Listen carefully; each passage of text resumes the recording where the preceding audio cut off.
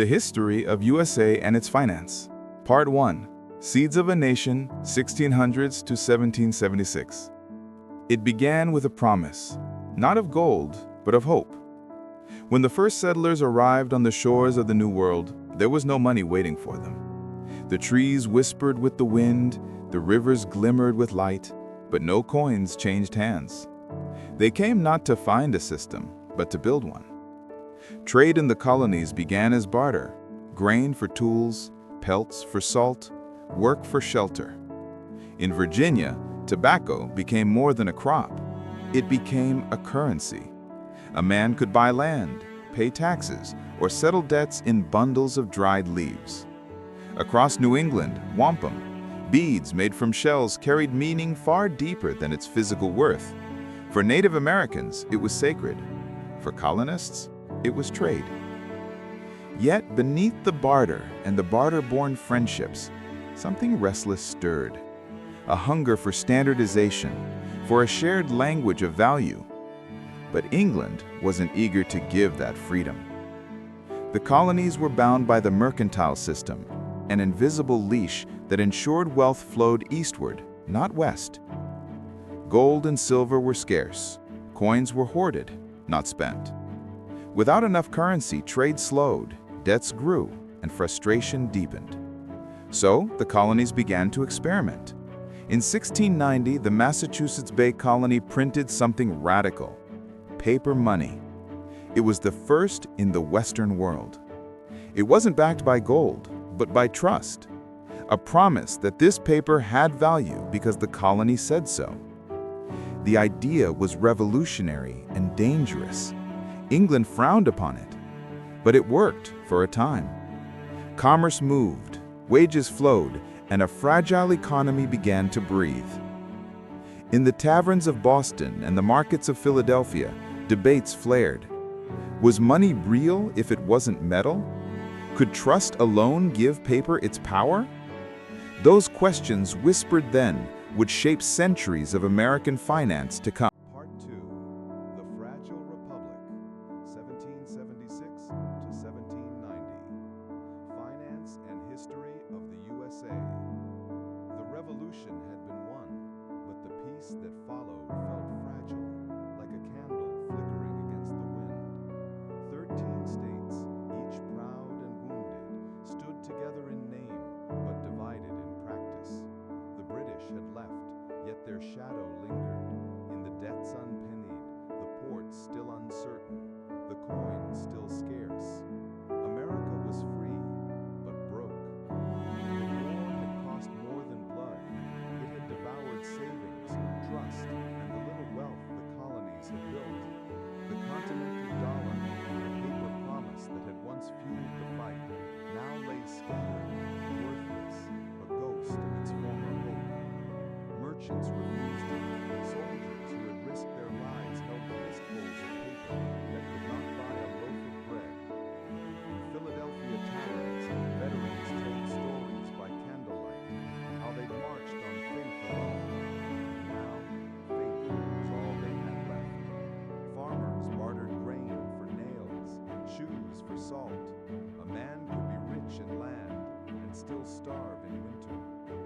There was no single money, no single policy, and truthfully, no single nation yet. Each state printed its own currency. Some accepted others, some refused. Crossing from Massachusetts to New York felt like entering a foreign land. In Virginia, you might pay in tobacco notes. In Pennsylvania, in pounds. In the Carolinas, Spanish silver ruled the markets. The young republic had liberty, but not unity. Without a stable currency, even freedom began to feel fragile. Debt pressed in from every side, owed to France for their loans, to soldiers for their service, to merchants for their goods. The government, under the Articles of Confederation, had little power to tax, to borrow, or to leave. And in that silence of authority, chaos crept in. Inflation swelled. Creditors demanded payment in hard money that scarcely existed. Farmers who couldn't pay lost their land, their homes, their faith. In Massachusetts, that despair turned to defiance when Daniel Shays, a farmer and veteran, led thousands in protest, pitchforks raised not against kings this time, but against courts and collectors. Shays' rebellion shook the nation's soul. If this was liberty, what was left to lose? Amid the turmoil rose a man whose mind burned like iron, Alexander Hamilton. Young, brilliant, and restless, he had fought beside Washington and seen firsthand what chaos did to armies and economies alike. To him, independence meant nothing without credit, structure, and trust. In 1787, as delegates gathered in Philadelphia to draft the new Constitution, Hamilton argued for something daring, a federal government strong enough to unify the nation's finances. The new Constitution granted Congress the power to tax, to borrow, and, most importantly, to coin money. The United States finally had the right to create its own financial heart, but it still needed blood to flow through it. When George Washington became the first president in 1789, he appointed Hamilton as Secretary of the Treasury. The office was new, but the problem was ancient: how to turn paper promises into national prosperity. Hamilton saw clearly. Debt was not a curse, it was potential. A nation, like a man, could build credit by keeping its word. He proposed that the new government assume all state debts from the war, every unpaid bond, every note. It was a bold plan. Many protested. Why should the prudent states bail out the reckless ones? Why should the South, still agrarian, shoulder the debts of the North's merchants? But Hamilton's genius lay in vision. If the new republic honored every obligation, domestic and foreign, it would earn what no army could conquer: trust. He wrote, "A national debt, if it is not excessive, will be to us a national blessing." His plan passed, but not easily. A bargain was struck. The federal government would take on the state's debts, and in return, the national capital would move south to the banks of the Potomac, what would become Washington, D.C. Out of compromise, the American financial system was born. In 1791, Hamilton created the first Bank of the United States, a central institution to stabilize currency, issue loans, and manage the young nation's credit. For the first time, America had a financial heartbeat. The bank was controversial. Thomas Jefferson distrusted it, fearing it favored elites and mimicked the monarchy they had just escaped. He believed the future lay in land, not in ledgers, in farmers, not in financiers. But Hamilton saw further ahead. He knew that ambition would be America's true export and finance its engine. Coins began to circulate bearing a new name: the United States dollar. It was simple, democratic, and unbound by kings. Inspired partly by the Spanish peso, it became the symbol of a new kind of power, earned, not inherited. By the 1970s, ships left New York harbors filled with cotton, tobacco, and dreams, returning with European goods paid for in the new nation's currency. Slowly, the world began to trust that paper stamped with United States of America was worth something real. And with trust came trade. With trade, growth.